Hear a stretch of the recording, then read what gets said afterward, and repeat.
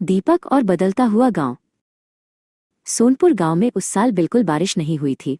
चारों तरफ धूल उड़ रही थी और जमीन में दरारें पड़ गई थीं। दीपक अपने सूखे खेतों को देखकर बहुत उदास था, क्योंकि पानी के बिना सब कुछ मुरझा रहा था। गांव के किनारे एक बहुत पुराना तालाब था जो अब पूरी तरह सूख चुका था। दीपक उस तालाब के पास गया और उसने सूखी हुई मिट्टी को छुआ। उसने सोचा कि अगर ये तालाब गहरा और साफ होता तो शायद इसमें पानी रुक सकता था। दीपक दौड़कर अपने सबसे अच्छे दोस्त मिहिर के पास गया।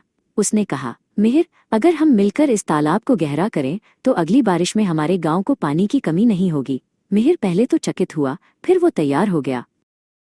अगले दिन दीपक और मिहिर अपनी छोटी छोटी कुदालें लेकर तालाब पर पहुंच गए।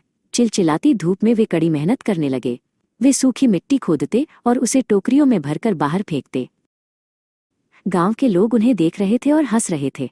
तभी गांव के एक बुजुर्ग वहां से गुजरे।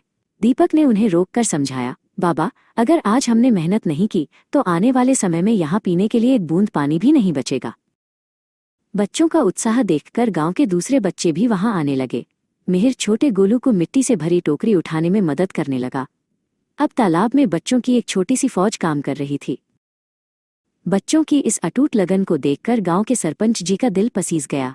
उन्होंने अपनी बड़ी कुदाल उठाई और दीपक के पास जाकर बोले, बेटा, तुम अकेले नहीं हो, मैं भी तुम्हारे साथ हूँ। सरपंच जी को काम करते देख पूरा गांव तालाब की ओर दौड़ पड़ा।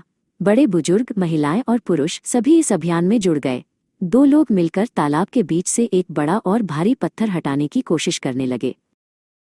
हफ्तों की मेहनत के बाद तालाब गहरा और साफ हो गया था। तभी अचानक आसमान में काले बादल घिर आए। जैसे ही पहली बूंद गिरी, दीपक और मिहिर खुशी से झूम उठे। मूसलाधार बारिश होने लगी और तालाब भरने लगा। कुछ ही दिनों में सोनपुर पूरी तरह बदल गया। तालाब लबालब भरा था और गांव के चारों तरफ हरियाली छा गई थी। दीपक ने सबको सिखा दिया था कि एकता और जल संरक्षण में ही जीवन की सुरक्षा है।